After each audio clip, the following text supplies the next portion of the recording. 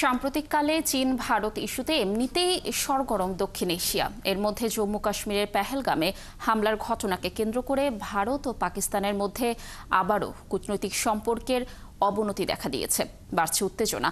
দর্শক, এ নিয়ে আলোচনা করতে আমাদের সঙ্গে সরাসরি যুক্ত হচ্ছেন আন্তর্জাতিক সম্পর্ক ও নিরাপত্তা বিশ্লেষক মেজর জেনারেল মনিরুল ইসলাম আখন্দ।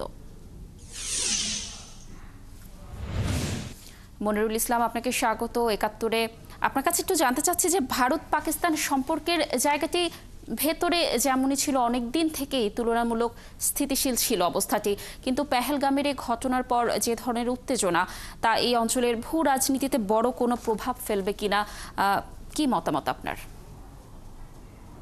অনেক ধন্যবাদ ৭১ টিভি।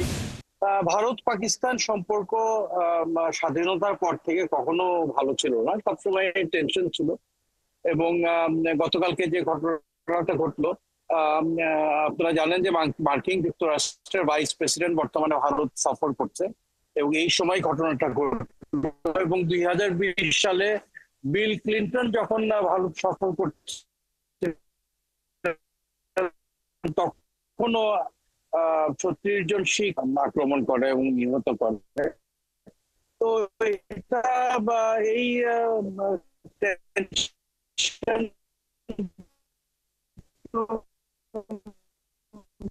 সবসময় থাকবে, এবং এর সুযোগ নিয়ে ভারত সফর এটা বন্ধ করেছে আপাতত। বাট সবচেয়ে বড় ইম্প্যাক্টটা হচ্ছে সিন্ধু চুক্তি, যেটা ১৯৬০ সালে ভারত পাকিস্তানের মধ্যে হয়। জওহরলাল নেহরু এবং আইয়ুব খান, এই দুজনের মধ্যে চুক্তিটা হয়েছিল, এবং বলা হতো যে পানি বন্টন চুক্তিগুলোর মধ্যে এই চুক্তিটাই, সিন্ধু পানি বন্টন চুক্তিটাই সবচেয়ে সফল চুক্তি। সেটা বাতিল করেছে Bharat. This is quite significant reaction to that. যদিও ভারত পাকিস্তান অস্বীকার করছে, পাকিস্তান সরকার বা সশস্ত্র বাহিনীর এই আক্রমণে আঞ্চলিক সন্ত্রাসীদের কাজ। এই টেনশন আমি মনে করি কিছুদিন টেনশনটা চলমান থাকবে, এবং পরবর্তীতে হয়তো আস্তে আস্তে এটা আবার যতটুকু স্বাভাবিক হওয়ার কথা ততটুকু স্বাভাবিক হবে। মনিরুল ইসলাম, আচ্ছা, আরো একটি প্রশ্ন রাখতে চাচ্ছিলাম। ভারত তো বলেছে যে পাকিস্তানকে তারা খুব শক্তিশালী জবাব দেবে এবং খুব শিগগিরই।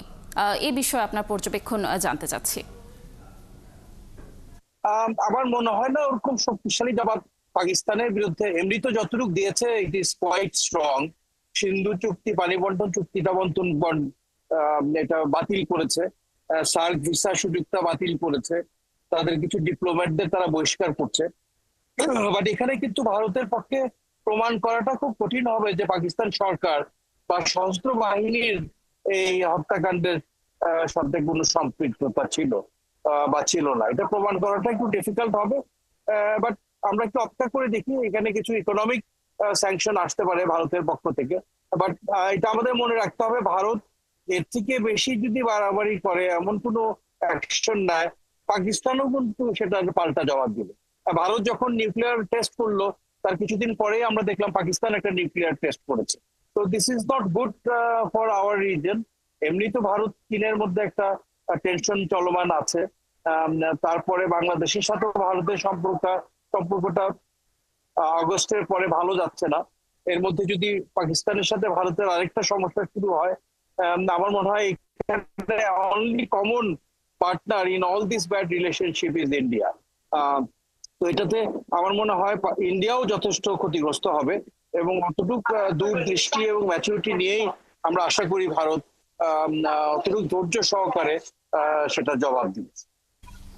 মনিরুল ইসলাম আখন্দ, আপনাকে অসংখ্য ধন্যবাদ ৭১-এর সংবাদ সংযোগে যুক্ত থাকার জন্য।